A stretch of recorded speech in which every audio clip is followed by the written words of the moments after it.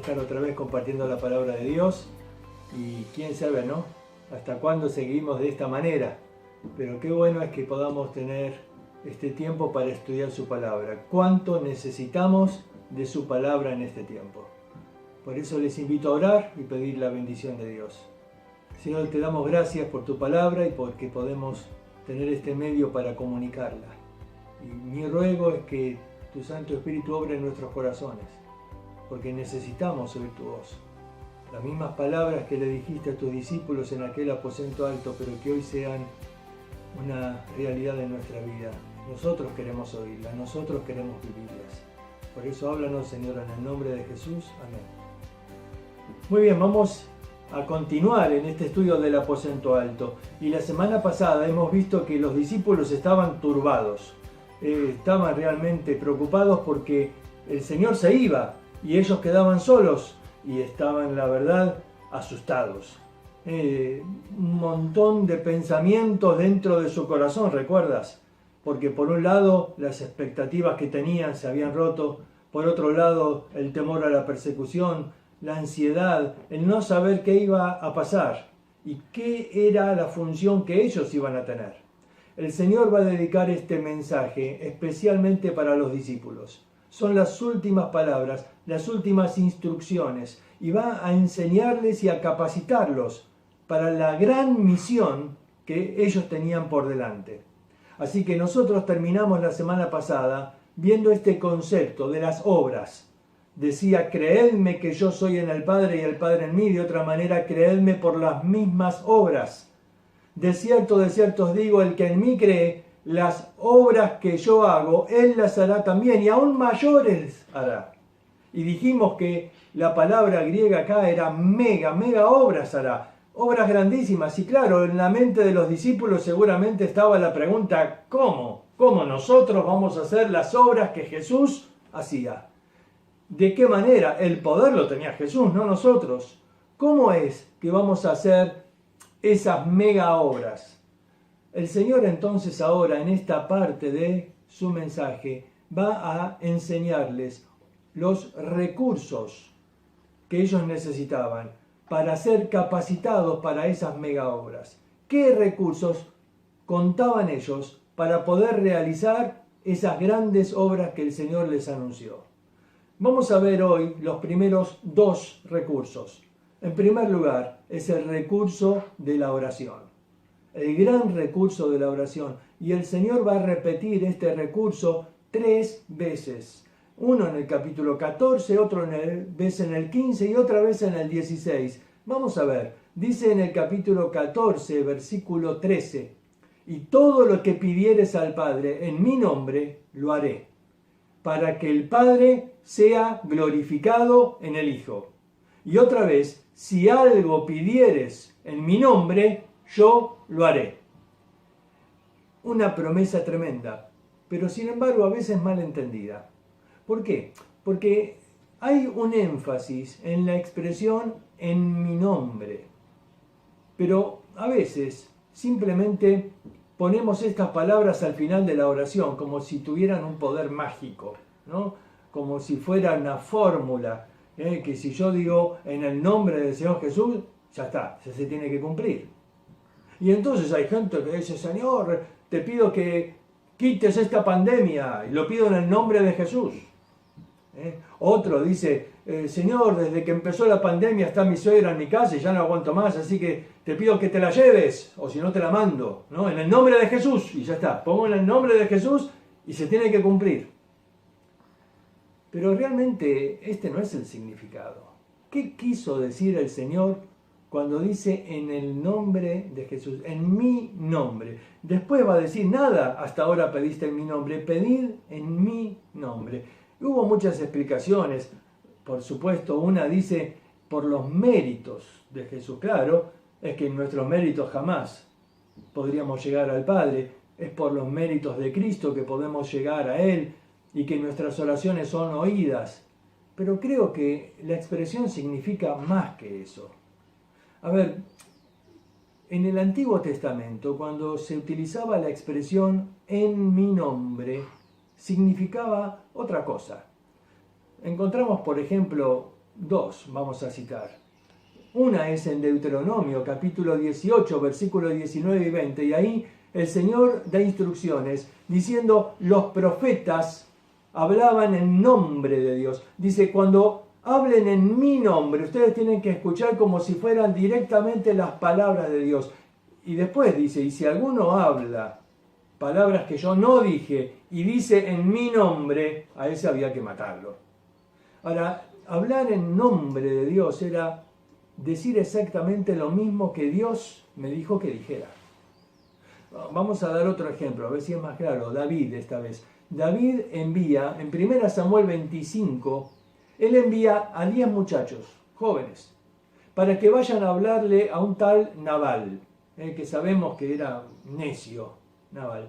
Y ellos van y dice David que le pidan en su nombre, tenían que ir en nombre de David y pedirle a Nabal que le pueda dar algo de provisiones para sus hombres. Así que estos 10 muchachos van en nombre de David y le piden provisiones a Nabal. Nabal dice, ¿y quién es David para que yo le dé provisiones? Bueno, te das cuenta, no fue efectivo en ese caso. Nabal, porque era un necio, no reconoció que David era el rey. Pero vamos a pensar en estos muchachos. Estos muchachos debían ir en nombre de David. ¿Qué significaba esto? Que tenían que pedirle exactamente lo que David dijo. ¿Se imaginan estos muchachos que dicen, vamos a aprovechar, David es el rey, así que vamos a ir a Nabal, y dice David, que nos des todas tus mujeres y todos tus tesoros, si no vamos a despojarte de todo, vamos a matar a todos. Ellos estarían usando mal el nombre de David. Ir en nombre de David sería decirle a Nabal lo que David exactamente dijo. Por lo tanto, cuando nosotros oramos en nombre de Cristo, es decirle al Padre lo que Cristo le diría. Oramos como si fuera Jesús el que estuviera pidiendo a través de nosotros. Oramos en su nombre, es decir, vamos al Padre pidiendo en nombre del Hijo, pero esto implica que tenemos que pedir de acuerdo a la voluntad del Hijo. Que nuestra oración tiene que ser como si fuera la que Jesús estaría haciendo si estuviera en nuestro lugar. Esto nos pone en una gran responsabilidad y a veces no sabemos qué es lo que conviene. Dice en Romanos capítulo 8 que a veces no sabemos pedir lo que conviene. Pero bueno, ahí tenemos la ayuda del Espíritu Santo, ¿no? Que intercede por nosotros. Pero siempre tenemos que pensar, esto es lo que Jesús pediría, esto es lo que Él quiere, esta es su voluntad, porque ahí está la promesa, si pedimos en su nombre. Ahora vamos a examinar, porque hay 3 veces que aparece este concepto. Dijimos primera vez en Juan capítulo 14 que leímos, pero después en Juan capítulo 15, versículo 16 dice, os he puesto para que vayáis y llevéis fruto, y vuestro fruto permanezca, para que todo lo que pidiereis en mi nombre, Él os lo dé. Y la tercera vez está en Juan capítulo 16, versículo 24.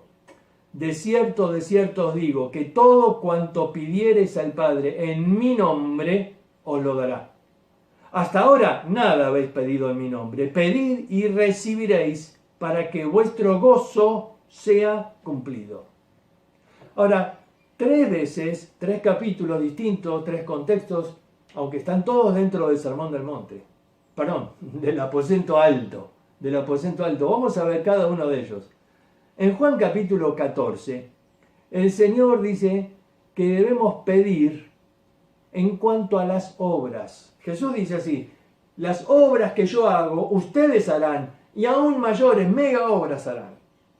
Los discípulos dijeron, pero ¿cómo? ¿Cómo hacemos? Y entonces dice inmediatamente, pedid en mi nombre, y yo lo haré para que el Padre sea glorificado. Presta atención, el contexto acá es pedir para hacer las obras que Cristo podría haber hecho si estuviera acá.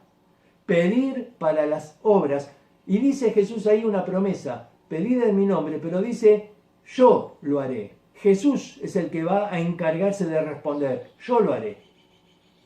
Y dice el motivo, el propósito dice para que el Padre sea glorificado, es decir, para gloria de Dios.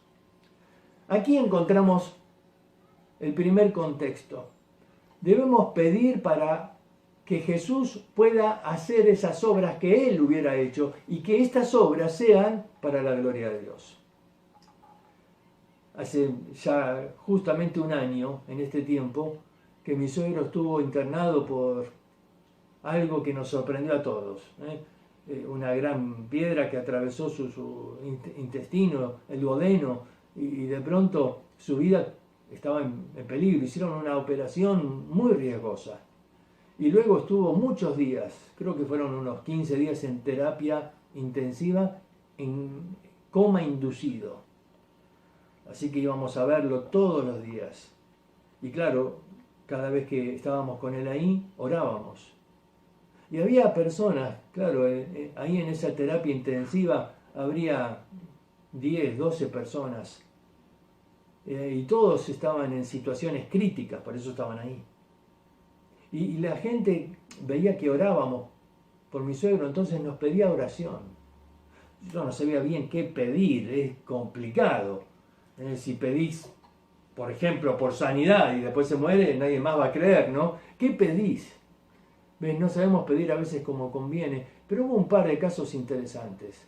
En una mujer que estaba en un estado difícil porque ella había perdido el ánimo. Los médicos le dijeron que si no ponía ganas, no salía de esa. Y entonces Sandra fue a hablarle y la animó, le leyó ese texto que el corazón alegre es buen remedio. Y oró por ella. Al día siguiente nos sorprendió que no la vimos ahí. Pensamos, uy, quizás falleció. Pero una señora nos dijo, no, se mejoró. Está ahora en otra sala y quiere que vaya a leerle la Biblia. Ella se había animado con las palabras, la oración había hecho que ella cobrara ánimo y de pronto estaba mejor y estaba queriendo leer la palabra de Dios.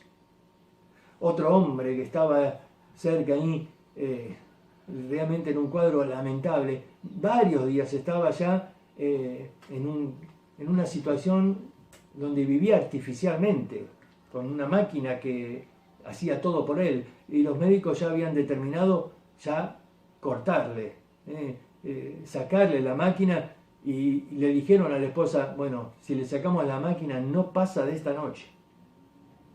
Entonces la mujer me pidió que ore y me contó la situación. Era un hombre abusador, maltratador, los hijos no querían ni verlo. Y ella decía, yo no quiero que se vaya así, y no quiero que mis hijos queden con esa imagen del Padre y vivan con esa amargura de todo lo que Él les hizo. Entonces oré por él y pedí a Dios que le dé una oportunidad de que este hombre pueda conocerle, y una oportunidad para que pueda arreglar la situación con los hijos, para que se vaya bien. Esa noche lo desconectaron. Al día siguiente no sabíamos si lo íbamos a ver. Pero ahí estaba. La esposa nos dijo, está mejor todavía. Todos los médicos están sorprendidos. Pensaban que él iba a morir cuando le quitaban la máquina. Pero al contrario, despertó y lo primero que hizo es pidió que vengan los hijos. Y los hijos fueron y él pudo pedirles perdón. Y hubo un cambio, hasta en su rostro se notó el cambio. ¿Te das cuenta? Dios responde la oración. Hubo obras ahí, y obras que glorificaron a Dios, porque aún los hijos pudieron ver el testimonio, y aún un nieto de él pudo recibir un testimonio, porque, claro, cuando ves que Dios hace una obra así, eso te toca el corazón. ¿Te das cuenta? Muchos recibieron el testimonio porque Dios hizo una obra en ese momento, pero esa obra la hizo Jesús. A ver, pedimos en su nombre. Jesús, si hubiera estado ahí, Él hubiera actuado. Bueno, nosotros somos simplemente sus embajadores y estamos ahí para hacer su obra, pero no tenemos el poder que tenía, pero podemos orar. Podemos orar y pedir para que Él haga la obra en nombre de Jesús y para que Dios sea glorificado. Ahora, la situación en Juan capítulo 15 es diferente. En Juan capítulo 15 está hablando de que el Señor nos puso para que llevemos fruto y para que ese fruto permanezca. Acá el tema no son las obras, acá el tema es el fruto. Y el fruto lo produce el Espíritu Santo en nuestro interior. Ahora, el fruto del Espíritu se tiene que manifestar en nuestra vida. Y entonces dice Jesús, no me elegisteis vosotros a mí, yo os elegí a vosotros y os he puesto para que llevéis fruto y vuestro fruto permanezca. Y entonces dice, y todo lo que pidiereis al Padre, Él os lo dé. Él os lo dé. En este caso es el Espíritu el que obra. Es el Espíritu el que obra. Ahora, inmediatamente, cuando Jesús termina de decir esta palabra, dice, y esto les mando, que os améis unos a otros. Uno dice, a ver, ¿qué tiene que ver el amor con el fruto del cual venía hablando?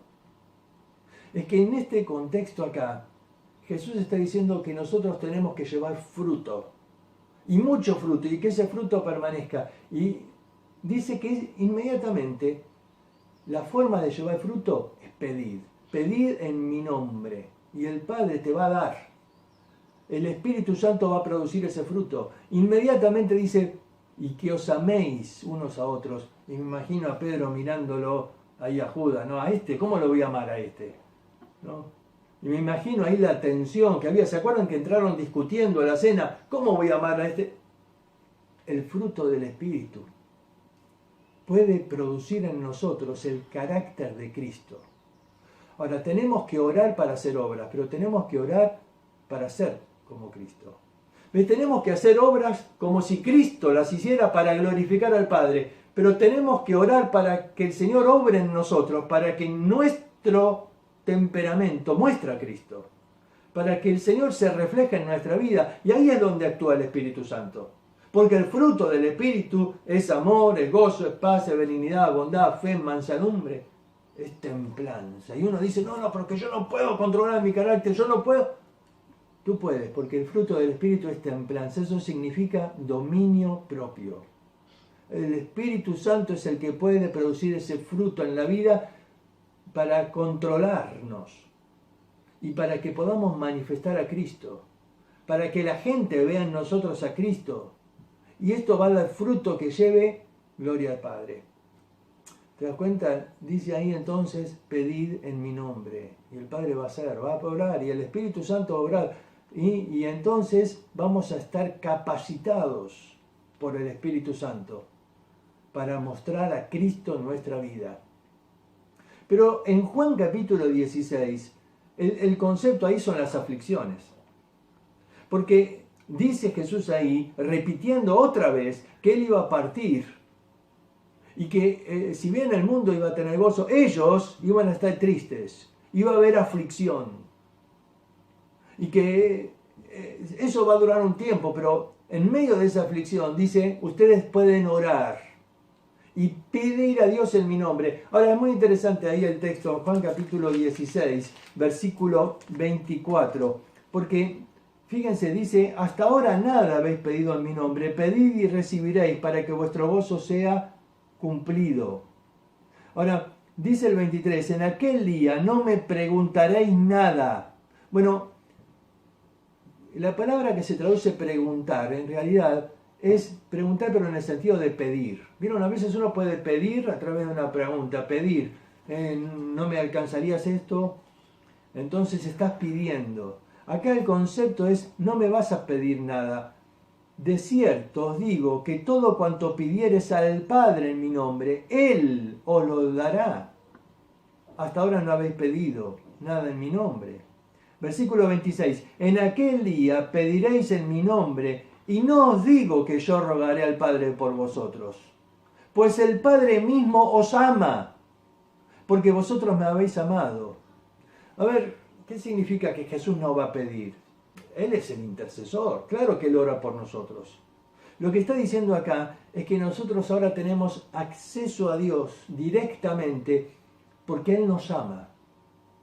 Ahora, aquí el concepto es que podemos orar en medio de las aflicciones y el Padre mismo va a actuar, porque Él nos ama. ¿Y para qué? Dice, para que nuestro gozo sea cumplido. Para que nuestro gozo sea cumplido. Ahora, primero tenemos que orar para hacer obras que glorifiquen a Dios.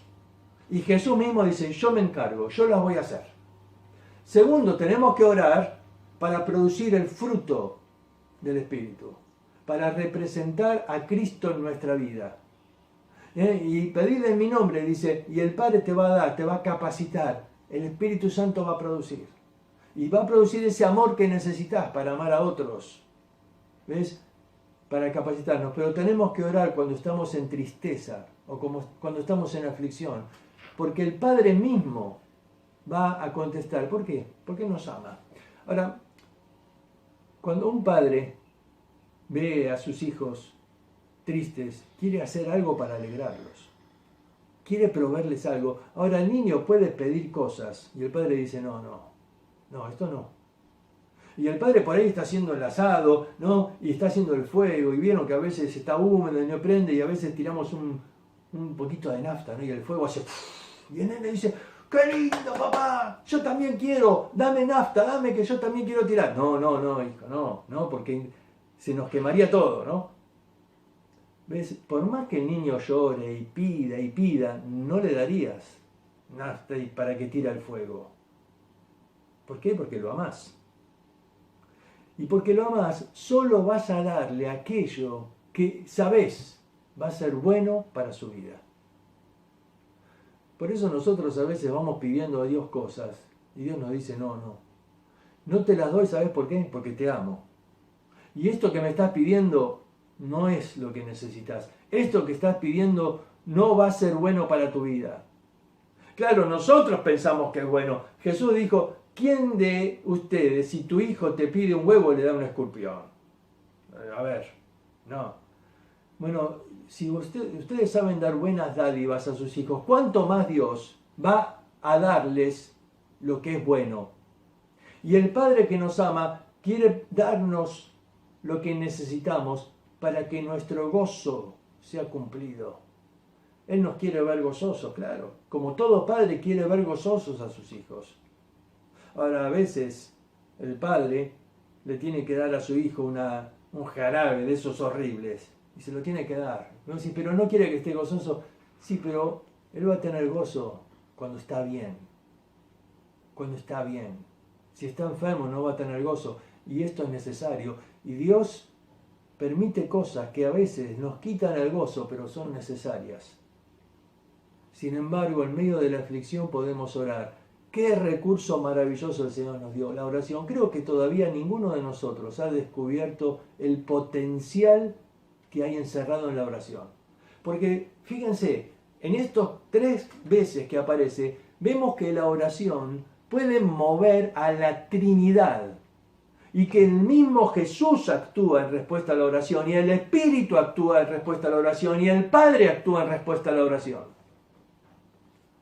La oración es un recurso que creo que los creyentes están desperdiciando. Oramos simplemente cuando tenemos alguna necesidad y oramos conforme a nuestra voluntad. Y pocas veces oramos pensando qué es lo que pediría Jesús si estuviera en mi lugar. ¿Qué es lo que Él oraría? ¿Qué es aquello que estaba en el corazón de Jesús?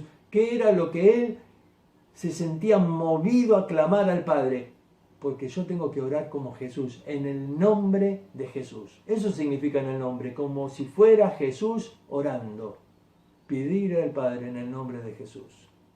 Pero tenemos que ir al segundo recurso. No solamente la oración es el primer recurso, sino también el Espíritu Santo. El Espíritu Santo. Y entonces ahí en Juan capítulo 14 va Jesús a decir en el versículo 16, y yo rogaré al Padre y os dará otro consolador para que esté con vosotros para siempre. El Espíritu de verdad, el cual el mundo no puede recibir, porque no le ve ni le conoce. Pero vosotros le conocéis, porque mora con vosotros y estará en vosotros. Ahora Jesús va a enseñar del Espíritu Santo con una claridad como en pocos otros lugares de la Escritura. Y en este momento al Espíritu Santo Él lo llama el Paracletos. Paracletos, claro, se ha traducido consolador. Y quizás no es la mejor palabra. Consolador no encierra todo el significado que el Espíritu Santo es para nosotros. el consolador. A ver, el paracleto. Vamos a ver. En primer lugar tenemos que marcar una palabrita antes de consolador, y es la palabra otro. Dice, os dará otro consolador. En griego hay dos palabras que se pueden traducir otro. En primer lugar, la palabra heteros, de donde viene heterogéneo. Esa palabra se usa, por ejemplo, Hebreos 7:11, y está hablando ahí de otro pacto, diferente, otro. A ver, la palabra otro, cuando es heteros, es otro distinto. Pero la palabra que usa acá no es heteros, sino es la palabra alios. Y esta palabra significa otro de la misma especie. Jesús dice acá, yo rogaré al Padre y os dará otro consolador, es decir, otro de la misma especie, otro como yo, alguien que va a reemplazarme. Y luego en el capítulo 16 va a decir, os conviene que yo me vaya. Porque, a ver, Jesús no podría estar al lado de cada creyente en todo el mundo. Su cuerpo físico lo limitaba en un lugar, pero el Espíritu Santo puede estar en todos nosotros. Y Él dice, Él va a hacer lo que yo hice en este tiempo, otro como yo. Él les va a enseñar, Él les va a capacitar. A ver, ¿qué significa esta expresión consolador? ¿Qué era el paracletos? Vamos a pensar, el paracletos significa alguien llamado a mi lado. Viene de la palabra para, que es al lado, y kletos, llamado. Ahora, tenía muchos usos en aquella época.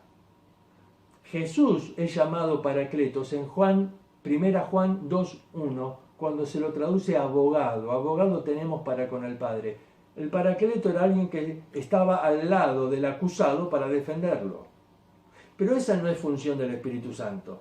Él no está aquí para defendernos. Eso es función de Jesús, en el cielo, delante del Padre. Pero ¿y el Espíritu Santo? Bueno, es alguien que está llamado a nuestro lado para ayudar, para capacitar, para animar y para fortalecer. Quizás estas 4 palabras son las que mejor describen. Alguien que está a nuestro lado para ayudar, para capacitar, para animar, para fortalecer. Vamos a ver este ejemplo. Cuando un niño aprende a caminar, ¿no? Muchas veces se cae. Claro, son torpes cuando comienzan a caminar. Les cuesta controlar los movimientos, les cuesta pararse nuevamente. Y entonces, ¿qué necesita el niño? Que el padre venga y lo ayude a dar esos primeros pasos. Ahí está el paracleto. Viene a su lado para sostenerlo, para ayudarlo a dar esos primeros pasos. ¿Te das cuenta? El paracleto, el que viene a nuestro lado para ayudarnos a caminar, para capacitarnos, para sostenernos. Mira, nosotros encontramos que en la vida cristiana tenemos órdenes que nos cuestan mucho. Hace un momento dijimos el ejemplo del amor. Nos cuesta amar como Jesús amó. No podemos amar a todos igual. Jesús dijo, sin embargo, este mandamiento te doy, que os améis unos a otros, pero no a tu manera, como yo os he amado. Y uno dice, pero Señor, me cuesta mucho. Pero el fruto del Espíritu es amor. ¿Ves? Él nos capacita para que podamos cumplir con la orden que nos dio el Señor. Vamos a ver otro ejemplo.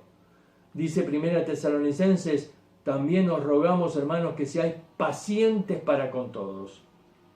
¿No te pasa que con alguien decís, pero si no, a este ya no lo aguanto más, se me acabó la paciencia? Quizás se acabó tu paciencia, pero el fruto del Espíritu es paciencia.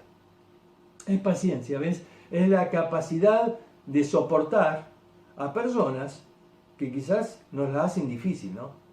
Pero el fruto del Espíritu es paciencia. Y dice también, por ejemplo, en Efesios 4:32, dice, antes sed benignos unos con otros, misericordiosos, perdonándonos unos a otros como también os perdonó a vosotros en Cristo. Ser benigno está relacionado aquí con el perdón, con un espíritu agradable, no con alguien con cara larga que te mira así con esa dureza o con ese rostro con amargura. No, ser benigno es alguien que te perdona, pero de tal manera que no te hace sentir mal.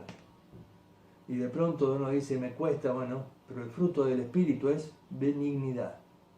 Y así podríamos seguir con cada uno, ¿no? Porque el fruto del Espíritu en realidad nos capacita para que podamos cumplir. Por eso el Señor le dijo en el libro de los Hechos, en el capítulo 1, recibiréis poder cuando haya venido sobre vosotros el Espíritu Santo y entonces me seréis testigos. ¿Ves? Un testigo es alguien que va a mostrar a Cristo. Va a ser su testigo. Vas a mostrar que Cristo vive en tu vida. Vas a mostrar que vale la pena vivir la vida cristiana. Vas a mostrar a Cristo. Y uno dice, ¿cómo? Bueno, el fruto del Espíritu nos capacita. Y cuando uno tiene una vida llena del Espíritu, es una vida llena de amor, de gozo, de paz, de paciencia, de benignidad, de bondad, de mansedumbre, de dominio propio. Y la gente dice, ¿cómo hace? ¿Cómo hace esta persona? ¿Cómo puede sacar gozo en esa circunstancia? ¿Cómo puede amar a él? ¿Cómo puede responder así? Y ahí somos testigos. Nos capacita para ser testigos. Pero vamos a ver otro ejemplo, porque esta palabra paracletos tenía otros usos en aquel tiempo. Por ejemplo, los griegos eran muy conocidos por las flotas que tenían. Tenían flotas con las cuales ellos ganaron muchísimas guerras. El problema de los soldados que iban en esos barcos es que tardaba mucho tiempo el barco en llegar hasta el lugar del combate. Y pasaba por ahí meses. Y entonces podía perder el ánimo. En la guerra es fundamental que el soldado esté dispuesto a dar la vida por su país, por su familia.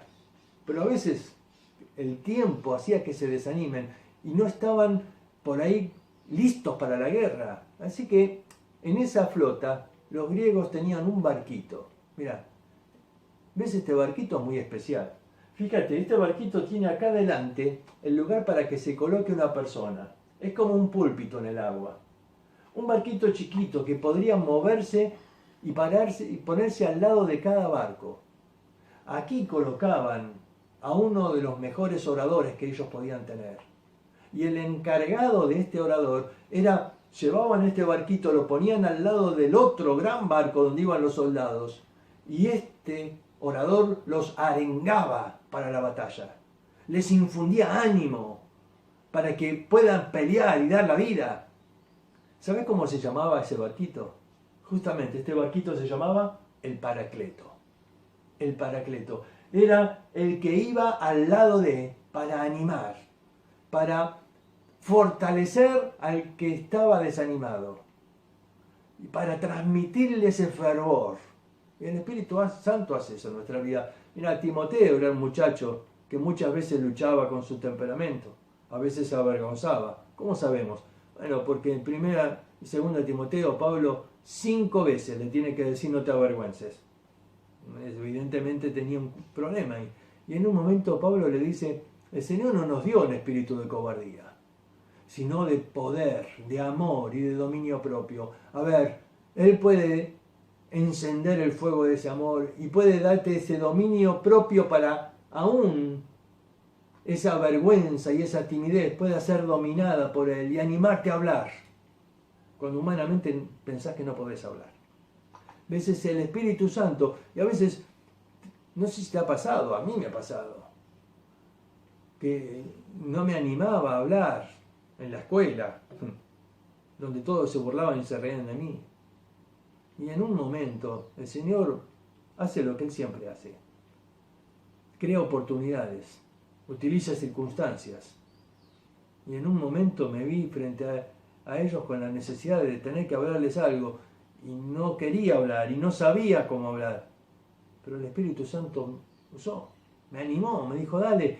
Y ahí Él puso palabras y pude dar testimonio. ¿Te das cuenta? El Señor puede usarnos, aun cuando pensamos que no podemos, porque el Espíritu Santo está en nosotros como el Paracleto. Ahora, el Espíritu Santo también nos ayuda en nuestra debilidad. Encontramos en Romanos capítulo 7 a Pablo afligido porque decía, yo sé que en mí, esto es en mi carne, no mora el bien. El querer el bien está en mí, pero no el hacerlo. No hago el bien que quiero, sino el mal que no quiero. Eso hago. Y ves, hay un conflicto a veces en el interior, un conflicto. Y a veces el hombre no controla su temperamento, ¿no? Y respondió con una palabra fuerte, dura, y después se da cuenta que hizo daño, que esa palabra causó una herida. Y dice, yo no quería decir eso, yo no quería lastimar, yo no quería herir, pero lo terminás haciendo. Y uno se siente como Pablo ahí, miserable. ¿Quién me va a librar de este cuerpo? Porque no logro poder contenerme y hago daño a otros y no quiero. Gracias a Dios que Pablo no termina en el capítulo 7. Nos hubiera dejado angustiados a todos. Él sigue en el capítulo 8 y en el capítulo 8 nos va a dar la clave, nos va a decir que el Espíritu Santo lo capacita, es el Paracleto. Y él va a decir, sí, es verdad, en mi carne siempre está el pecado que quiere aflorar y tomar el control. Pero hay otra ley, la del Espíritu de vida en Cristo Jesús, que me libra del pecado y de la muerte. Que el concepto es que es más poderoso, por eso me puede librar. A ver, la figura del avión está con un propósito. No porque extrañamos volar en la pandemia, por otro, es porque hay una ley de gravedad que nos tira hacia abajo, ¿no? Pero nosotros vemos que el avión vence la ley de gravedad. Hay otra ley superior, la de la aerodinámica, que vence la ley de gravedad. Y por eso el avión no cae. Bueno, a veces cae, pero es otro problema. El asunto es que si se cumple la ley de la aerodinámica, vence a la ley de gravedad. ¿Ves? Cuando en tu vida el Espíritu es el que toma el control, estás lleno del Espíritu, esto significa que Él toma el control, dejas que el Paracleto, el que vino a capacitarte, a ayudarte, tome el control, vence a la ley del pecado que mora en nosotros. Uno dice, ¿cómo puedo hacer para sujetar ese temperamento, para tener ese dominio? Es el Espíritu Santo. El Señor dice, yo no te dejé solo, no te abandoné, te dejé al Espíritu Santo para que te capacite, para que te controle, para que Él pueda reproducir el carácter de Cristo en tu vida. Ahora, el Señor va a decirnos más cosas del Espíritu Santo, pero se nos acabó el tiempo hoy. Así que tenemos que terminar ahora y nos quedan pendientes un par de cosas más acerca del Espíritu Santo y luego ver otros recursos que el Señor dio para que podamos hacer esas mega obras. Yo sé que Dios quiere hablar en este tiempo a nuestra vida, porque esta situación de la pandemia nos pone a nosotros a prueba, nos pone a nosotros en un punto donde necesitamos depender de Él. Sobre todo porque los pronósticos dicen que esto va para largo, que no sabemos, quizás la pandemia pase, pero las consecuencias, los problemas económicos, y sé que muchos están afligidos por eso. Pero aquí dice, puedes orar al Señor, orar en el nombre de Jesús, y Dios va a proveer lo necesario para que tu gozo sea cumplido. Que en este tiempo podamos recurrir a la oración de una manera mucho mayor a la que lo hicimos en el resto de nuestra vida antes. Porque el país va a vivir tiempos difíciles, pero en esos tiempos Dios puede obrar de una manera sobrenatural.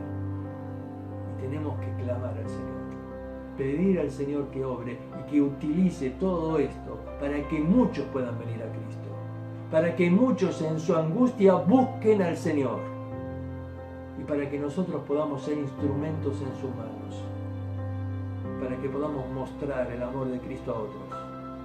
Que Dios les bendiga, oro por ustedes y para que esta palabra lleve fruto en sus corazones. Les mandamos un cariño y un abrazo aquí. Saludos. Puedes tener paz en la tormenta, fe y esperanza cuando no puedas seguir,